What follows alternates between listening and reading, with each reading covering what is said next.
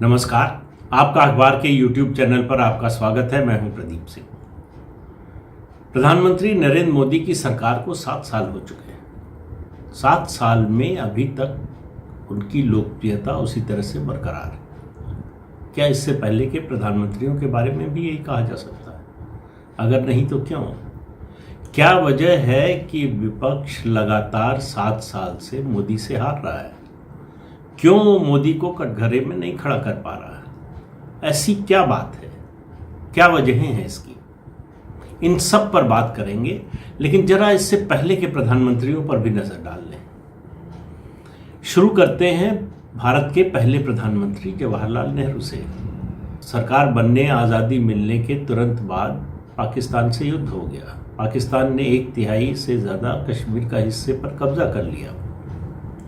उसी दौरान 1948 में सेना को जीपों की बड़ी सख्त ज़रूरत थी। लंदन में भारत के हाई कमिश्नर थे वीके कृष्ण मेनन, नेहरू जी के बड़े करीबी मित्र थे। उन्होंने सारे प्रोटोकॉल तोड़ के जीपों का ऑर्डर दिया। एक ऐसी कंपनी को दिया जिसकी अपनी पूंजी मात्र 609 पाउंड थी उस समय। उस कंपनी को ऑर्डर दिया गया। फिर उस कंपनी से नई जीप की कीमत में पुरानी जीपें खरीदी गई। ये कहा गया, तर्क ये दिया गया कि ये जल्दी तुरंत मिल जाएंगी क्योंकि जल्दी ज़रूरत है। उनका इंस्पेक्शन नहीं किया गया। लगभग पूरा पैसा दे दिया गया। 155 जीपों की पहली खेप पहुंची तो आर्मी ने लेने से मना कर दिया। कहा कि ये कंडम हो चुकी हैं जीपें, ये चल ही नहीं सकती। उसके बाद संसद के बाहर बहुत हंगामा मचा। बहुत शोर हुआ, बहुत बड़ा स्कैंडल है, घोटाला हुआ है। संसद ने ये मामला उठा और सरकार पर दबाव बनने लगा तो एक कमेटी बनाई गई अनंत सैनम आयंगर के नेतृत्व में। कमेटी ने जांच की, रिपोर्ट दी और कहा कि इसमें आगे जांच की ज़रूरत है और घोटाला हुआ है, ये माना कमेटी ने। फिर ये मामला जो है पीएसी के सामने आया, पब्लिक अकाउंट्स कमेटी, जो लोकसभा की कमेटी होती है, उसमें मुद्दा आया। उस कमेटी ने पूरे मामले की जांच की, पूरे स्कैंडल की, और ये कहा कि हाई कोर्ट के 2 जजों से इसकी जांच होनी चाहिए। ये सिफारिश सरकार को की। आयंगर कमेटी की रिपोर्ट अप्रैल 1951 में आ गई थी और 18 दिसंबर 1954 को पीएससी की ये रिपोर्ट आई और रिकमेंडेशन आई। 30 सितंबर 1955 को नेहरू की सरकार ने पीएससी को लिखा कि आप अपने रिकमेंडेशन पर पुनर्विचार करें। पीएससी ने मना कर दिया कि पुनर्विचार का कोई आधार नहीं है और इसमें गड़बड़ी हुई है और इसकी जांच होनी चाहिए। 30 सितंबर 1955 को तत्कालीन गृह मंत्री गोविंद वल्लभ पंत ने प्रेस कॉन्फ्रेंस बुलाई। उन्होंने कहा कि हमको कमेटी की रिपोर्ट मिल गई है, जांच कमेटी की भी जो आयंगर कमेटी की रिपोर्ट थी मिल गई है, उसको हम पार्लियामेंट में टेबल नहीं करेंगे। हमारी ओर से ये मामला ख़त्म हो गया है, हम कोई न्यायिक जांच नहीं कराने जा रहे हैं। अगर हमारे इस फैसले से विपक्ष संतुष्ट न हो तो वो चुनाव में इसे मुद्दा बना सकता है। इस तरह से ये मामला ख़त्म हुआ। अच्छा, ये क्यों कहा पंत जी ने? आप इस पर ज़रा गौर कीजिएगा। उनका मानना था कि इस देश के लोग वही बात मानेंगे जो नेहरू कहेंगे, उसी को सच मानेंगे, और कोई कुछ भी कहता रहे। तो ये नेहरू जी का पॉलिटिकल कैपिटल था, राजनीतिक पूंजी थी, और ये राजनीतिक पूंजी बनती है विश्वसनीयता से, साख से। इस बात को मेरी याद रखिएगा। अंत में, कार्यक्रम के अंत में जो बात कहूँगा उससे इसको जोड़ना है। दूसरा स्कैंडल हुआ नेहरू जी के ही समय में 1959 में, मुंद्रा कांड, नाम आप लोगों ने बहुत सुना होगा। उसमें हुआ ये कि एलआईसी से बीमार कंपनियों के शेयर 1 करोड़ 24 लाख में, ये 1959 की बात कर रहे हैं। आज ये रकम आपको छोटी लगती होगी, 1959 में बहुत बड़ी रकम थी। कंपनियों के शेयर खरीदवाए गए बिना इन्वेस्टमेंट कमेटी के रिकमेंडेशन के, मंजूरी के। इस मुद्दे को किसने उठाया मालूम है आपको? इस मुद्दे को उठाया नेहरू जी के दामाद फिरोज गांधी ने। संसद में उठाया, पूरा विपक्ष उनके साथ हो गया। मजबूरन सरकार को जांच का आदेश देना पड़ा। जांच की एमसी छागला, जो पूर्व न्यायाधीश थे मुंबई हाई कोर्ट के, पूर्व मुख्य न्यायाधीश थे मुंबई हाई कोर्ट के, उन्होंने जांच की और उसके बाद तत्कालीन वित्त मंत्री टीटी कृष्णमाचारी को इस्तीफा देना पड़ा। एमएच पटेल जो फाइनेंस सेक्रेटरी थे उनको इस्तीफा देना पड़ा, और मुंद्रा को, जगमोहन मुंद्रा जिन्होंने ये किया था, वो उनको हुई 22 साल की जेल की सजा। आज़ाद भारत में आज तक किसी वित्त मंत्री को घोटाले के आरोप में इस्तीफा नहीं देना पड़ा। आप इससे अंदाज़ा लगाइए कि मामला कितना बड़ा था। लेकिन फिर वही नेहरू की राजनीतिक पूंजी, उसका असर कि जब वो 55 में मामला हुआ तो 57 में कांग्रेस जीत गई, 59 में हुआ तो 62 में भी कांग्रेस जीत गई। बात को समझ रहे हैं आप? अब आइए, उसके बाद शास्त्री जी आए थोड़े समय के लिए। शास्त्री जी की संदिग्ध परिस्थितियों में जो है मौत हो गई या हत्या हो गई, अलग अलग लोगों का दावा अलग अलग है। इंदिरा गांधी प्रधानमंत्री बनी, 66 में बनी ही थी, 67 में चुनाव था। 67 में जब प्रधानमंत्री बनी तो 2 साल के अंदर उनकी पार्टी में विभाजन हो गया। 69 में निजलिंगप्पा के नेतृत्व में एक गुट अलग हो गया, कांग्रेस संगठन या कांग्रेस को बना, और इंदिरा गांधी का गुट अलग हो गया। उन्हें मजबूरन 1971 में मध्यावधि चुनाव कराना पड़ा। फिर आइए आप 1971 में इंदिरा गांधी को भारी बहुमत मिला। जब मध्यावधि चुनाव हुआ उसमें उनको भारी बहुमत मिला और कांग्रेस संगठन का जो धड़ा था उसकी बुरी तरह से हार हुई। लेकिन 1973 आते आते 1972 में गुजरात विधानसभा का चुनाव हुआ और उसके बाद 73 में नवनिर्माण आंदोलन शुरू हुआ। सरकार ने मूंगफली का तेल बनाने वाली कंपनियों से पैसा लिया था चुनाव के लिए। उसके बाद चुनाव के बाद मैं इस एक वीडियो में आपको बता चुका हूँ इमरजेंसी वाले में कि किस तरह से उन्होंने दुगने दाम कर दिए। उस पर छात्रों में रोष हुआ, आंदोलन पर उतर आए।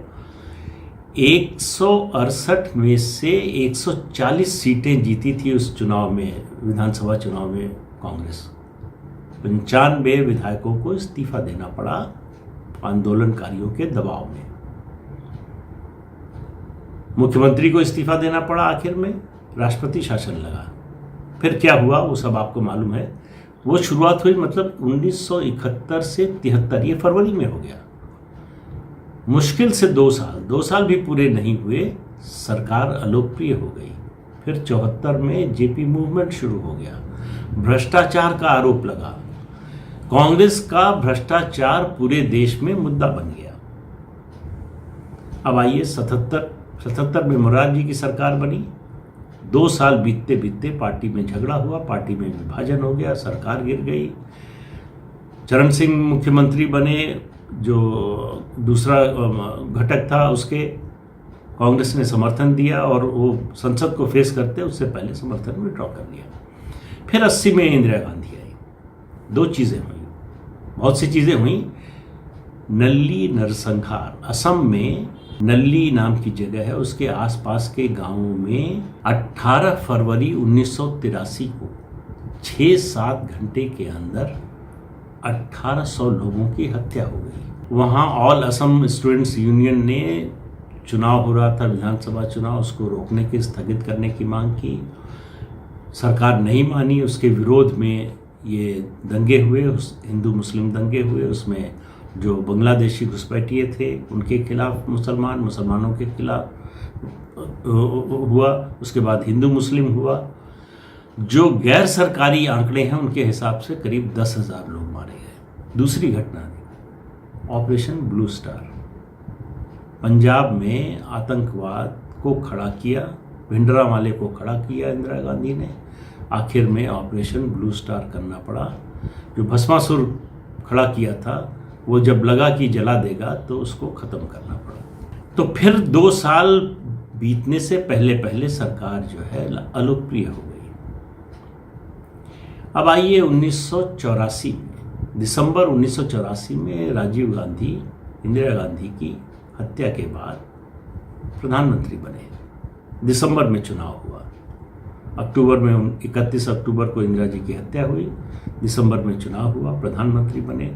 2 साल बीतते बीतते 1986 में बोफोर्स का मामला आ गया। जो राजीव गांधी क्लीन स्लेट लेकर एक ईमानदार छवि लेकर आए थे, उनके ऊपर बोफोर्स के घोटाले का दाग लग गया। और जो उस समय नारा लगा, उसकी टीस अभी तक कांग्रेस के लोगों के मन से गई नहीं है। वो रहकर उठती है। गली गली में शोर है का जो नारा लगा था, और उस नारे को पूरा दोहराने की ज़रूरत नहीं है, यहाँ आपको मालूम है, सब लोगों ने सुना होगा। फिर देखिए 2 साल बीतते बीतते, चुनाव जीत कर आने के बाद 2 साल बीतते बीतते प्रधानमंत्री और सरकार अलोकप्रिय हो गई। फिर 1989 में चुनाव हुए, वीपी सिंह प्रधानमंत्री बने, कैसे उनकी सरकार गई, फिर चंद्रशेखर जी की सरकार बनी, वो कैसे गिरी, ये सब आपको पता है, पहले बता चुका हूँ। फिर 1991 में पीवी नरसिम्हा राव की सरकार बनी, फिर वही हुआ। 1992 में प्रतिभूति घोटाला हुआ, शेयर और प्रतिभूति घोटाला हुआ, हजारों करोड़ का। उसकी जांच के लिए जेपीसी बनी। हर्षद मेहता का कांड आपको याद है, हर्षद मेहता इसी में था। हर्षद मेहता ने प्रधानमंत्री पीवी नरसिम्हा राव पर आरोप लगाया कि हर्षद मेहता उनके सरकारी निवास में 2 करोड़ रुपए लेकर गए थे। ये आरोप लगा। वो सरकार भी 2 साल भी नहीं लगे उसको अलोकप्रिय होने में। उसमें और भी कई, झारखंड मुक्ति मोर्चा कांड हुआ। पैसा लेकर सांसदों को खरीदा गया सरकार बचाने के लिए, और ये भी पहली ही बार हुआ। और उसके आगे भी जो हुआ वो भी पहली बार हुआ। ये मामला सुप्रीम कोर्ट तक गया। सुप्रीम कोर्ट ने माना कि पैसा लेकर जो है सांसदों को खरीद कर सरकार बचाया गया, लेकिन एक अजीब सा तर्क दिया सुप्रीम कोर्ट ने उस समय। ये कहा कि संसद के अंदर हुआ ये सब, इसलिए अदालत कुछ नहीं कर सकती। यानी कि दोष एक तरह से सिद्ध माना कि ये जो है आरोप सही है, फिर भी किसी को कोई सजा नहीं हुई। ये नरसिम्हा राव की सरकार का हुआ। उसके बाद अटल बिहारी वाजपेयी की सरकार बनी। मतलब बीच में और 2 सरकारें बनी, देवगौड़ा और इंद्र कुमार गुजराल की। वो बहुत अल्प अवधि की सरकारें थीं, तो उनकी बात का कोई अर्थ नहीं है। वो आपसी झगड़े के कारण, कांग्रेस के आपसी झगड़े के कारण दोनों सरकारें गिरी। 1998 में अटल बिहारी वाजपेयी की सरकार बनी। 2004 में क्यों हार गई, क्या हुआ, उसके बारे में एक अलग वीडियो बनाऊंगा। संडे स्पेशल वाले में किसी दिन बताऊंगा कि 2004 में बीजेपी और अटल जी की सरकार क्यों हारी। अब आइए, आप 2004 में मनमोहन सिंह प्रधानमंत्री बने, और 2007 आते आते 2G का स्कैंडल सामने आ गया। और उसके बाद तो उनकी सरकार में स्कैंडल की झड़ी लग गई। 2G, CWG, कोल घोटाला, अंतरिक्ष घोटाला, क्या क्या, मतलब घोटालों की एक इतनी लंबी फहरिस्त है कि 2004 से पहले जितने घोटाले हुए थे उन सबको अगर जोड़ लिया जाए तो शायद मनमोहन सिंह के दौर में हुए घोटालों की संख्या उससे ज़्यादा ही निकले। तो ये सब बताने का मेरा मकसद ये था कि अभी तक कोई ऐसी सरकार नहीं आई जिसका प्रधानमंत्री और सरकार 2 से 3 साल के अंदर अलोकप्रिय न हो गया। नेहरू जी का समय छोड़ दीजिए, मैंने बताया था उनकी राजनीतिक पूंजी की बात। तो सवाल ये है कि नरेंद्र मोदी से विपक्ष क्यों हार रहा है। मैंने पूछा था आपसे, शुरू में ही ये सवाल खड़ा किया था। विपक्ष हार रहा है। आप देखिए 7 साल हो गए, ये सरकार अलोकप्रिय नहीं हुई, प्रधानमंत्री अलोकप्रिय नहीं हुए। बीच बीच में झटके छोटे मोटे आते रहे हैं, लेकिन विश्वसनीयता जो है, राजनीतिक पूंजी जो नेहरू जी की थी, मैं कह रहा था, वही नरेंद्र मोदी की है, उससे ज़्यादा है। बल्कि क्यों ज़्यादा है? नेहरू जी के समय में भी स्कैंडल हुए, भ्रष्टाचार के आरोप लगे, घोटाले हुए, साबित हुए। 7 साल में एक भी घोटाला नरेंद्र मोदी के कार्यकाल में नहीं हुआ। वो देश के पहले प्रधानमंत्री हैं, नेहरू जी को अगर आप छोड़ दें, जो सत्ता में आने के 7 साल में भी 2-3 साल तो छोड़िए, अलोकप्रिय नहीं हुए।